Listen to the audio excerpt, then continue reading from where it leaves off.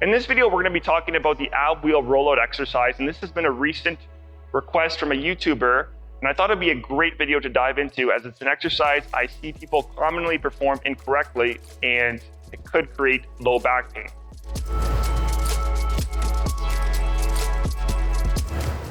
Hey, what's up YouTube? It's Coach Remi here. In today's new video, I'm going to be sharing with you the top 4 mistakes that I see people perform when doing the ab wheel rollout exercise and the solutions to each of those mistakes.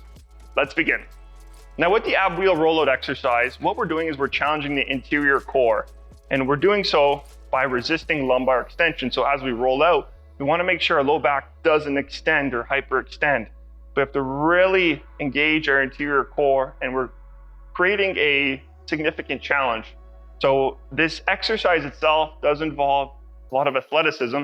So it's a nice progression from your standard core exercises as you build up in a program. Now, the first common mistake you'll see people make is when they have the ab wheel and they go to set up, what you'll see is they'll stick their butt out and they'll just move their shoulders out. And they'll just perform the ab wheel exercise just by moving the arms out. And you're not really getting any interior core challenge. You're just really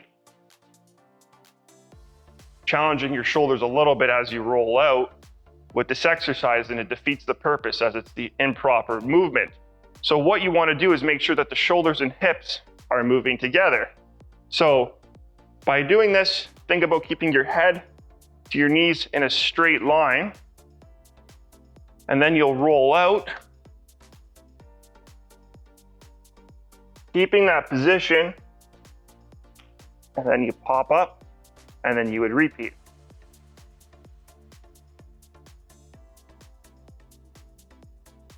So the idea is just to recognize straight line from your head to your knees as you roll out, instead of sticking your butt out and just moving out with your arms. So that's the first mistake or common mistake you'll see people make, and the correction to that. The second most common mistake I'll see people make is that they'll arch their back as they roll out. So once they get set up with the proper motion, they'll then compensate and they won't properly engage their interior core. So what you'll see is people will go straight out, but they'll let their back drop into extension. And that's going to put a lot of stress onto the low back, and you'll start to get some bone-on-bone action, which isn't going to be comfortable, especially for someone that maybe has a history of low back issues, specifically extension-based issues, and that could perhaps provoke pain in someone if they're not careful or performing this exercise correctly. So the solution to that, what I like to tell people to do, posteriorly tilt the pelvis, engage the glutes, and then when you set up, get a flexion through the upper back, and you'll have a little bit of flexion through the low back from the posterior pelvic tilt. And then you just want to maintain that position, keep your core tight, brace the core, and then roll out.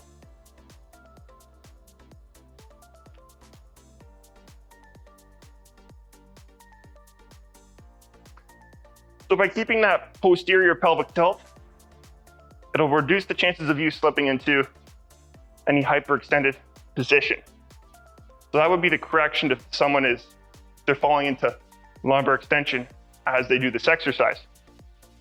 The third common mistake that I see people make is they fall into cervical extension. So they may perform everything correctly, but as they roll out, they have their head looking up. So when someone extends their neck, typically not going to be good for someone's long-term neck health or if they have neck problems already, but at the same time, when someone does extend through the neck, they may run the risk of exposing themselves to extending through the back as well. So the simple correction is just to cue someone to look down at the ground or keep their chin tucked. So just keeping the chin tucked.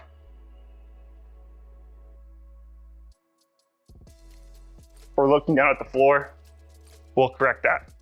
And then for the fourth and final top mistake that I see people make is not working with the range of motion that you can control.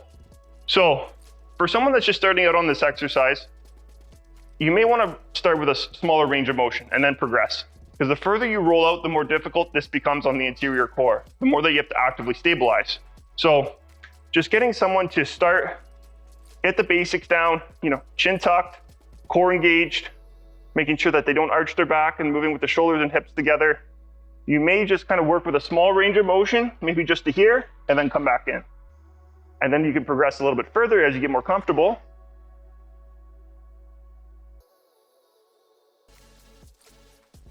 But the key thing is, start with a range of motion you can control comfortably, get good at it, and then you can build up. That would be the fourth and final tip that I have to share with you for this video, guys. So we went over the top 4 mistakes that I see people make with the ab wheel rollout exercise. And I hope that these corrections I showed you today help you perform this exercise better and more efficiently. Lastly, if you have any questions about the ab wheel rollout exercise or back pain in general, be sure to leave your questions in the comment section below. I'll be happy to help you out. Also, just before we sign off on this video, be sure to sign up for my newsletter, which I'm posting 3 times per week with regards to back pain tips, fitness tips, weight loss tips.